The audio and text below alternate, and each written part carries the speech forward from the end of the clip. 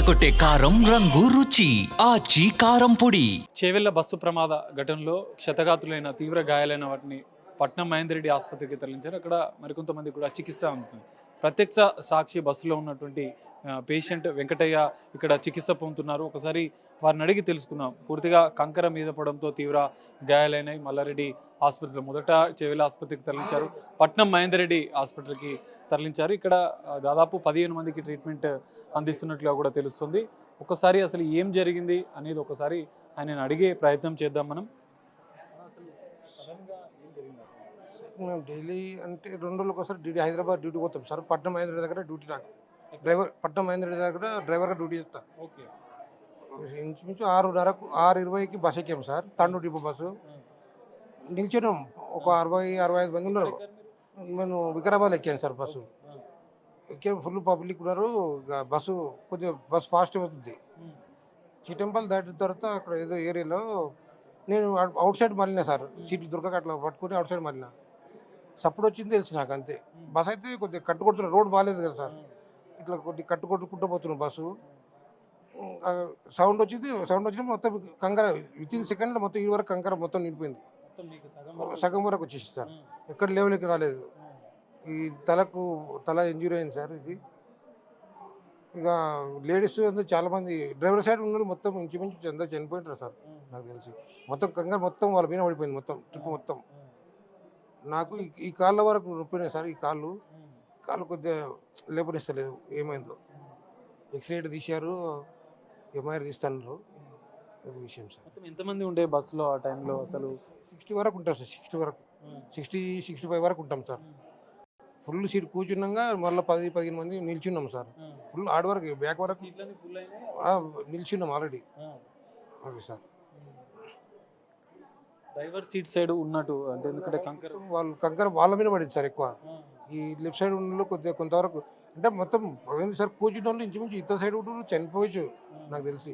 అయితే అది driver seat ఎన్నుకున్న వాళ్ళు మాత్రం చాలా మంది ఇంజూరీ అయింది, చనిపోయారు ఆల్రెడీ. లేడీస్ చిన్న పిల్లలు ఉండ్రి కూర్చొని ఉండ్రి. ఇంకా వాళ్ళు ఏమైందో సార్. మేము మా ఎస్కార్ట్ పాయింట్ అంటే మా సిటీలో గన్మెన్ చేస్తారు సార్. వాళ్ళు వెనక బస్సులు వస్తున్నారు. వాళ్ళు నన్ను చూసి నన్ను కంకర తొప్పేసి పైకి తాగారు సార్. నేను ఫస్ట్ ట్రిప్లో గవర్నమెంట్ హాస్పిటల్ తీసుకొచ్చారు. టిప్పర్ లారీ ఇటు ఆర్టీసీ బస్సు ఎంత స్పీడ్లో ఉండే ఆ టైంలో? మీరు ఆర్టీసీ బస్సు 60-70 వరకు ఉంటుంది సార్ ఫాస్ట్. టిప్పర్ ఏదో నాకు తెలియదు, ఎందుకంటే నేను బయట అవుట్ సైడ్ మళ్ళీ కాబట్టి టిప్పర్ ఫాస్ట్ వచ్చింది నాకు తెలియదు సార్.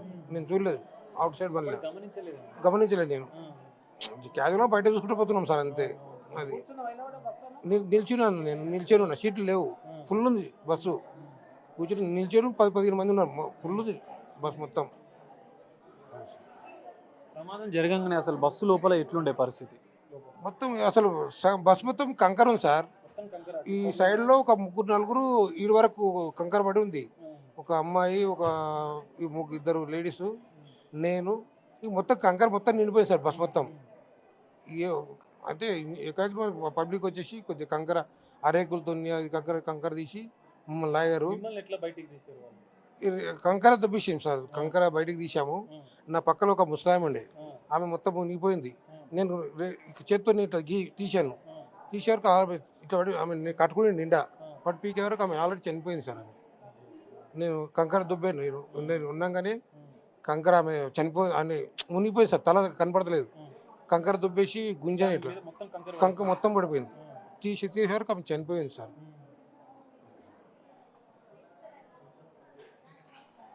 సో ఇది పరిస్థితి. కంకర టిప్పర్ లోడ్లో ఉన్నటువంటి కంకర పూర్తిగా మీద పడిపోయింది. తన కాళ్ళు కూడా కొంత గాయాలైన పరిస్థితి. సో తెల్లవారుజామున వికారాబాద్లో బస్సు ఎక్కినటువంటి వెంకటయ్య ప్రాణాలతో బయటపడ్డారు. సగం వరకు కంకర కురుకుపోగా స్థానికులు వచ్చి తనను కాపాడారు. తను కూడా కొంతమందిని కాపాడే ప్రయత్నం చేశాను, కానీ కంకర పూర్తిగా వారి మీద పడడంతో వారు మృతి చెందినట్లు కూడా ప్రత్యక్ష సాక్షి బస్సులో ఉన్నటువంటి వ్యక్తి వెంకటయ్య చెప్తున్న పరిస్థితి. కెమెరామెన్ వేణుతో కలిసి సాగర్, బిగ్ టీవీ, చేవెళ్ల నుండి.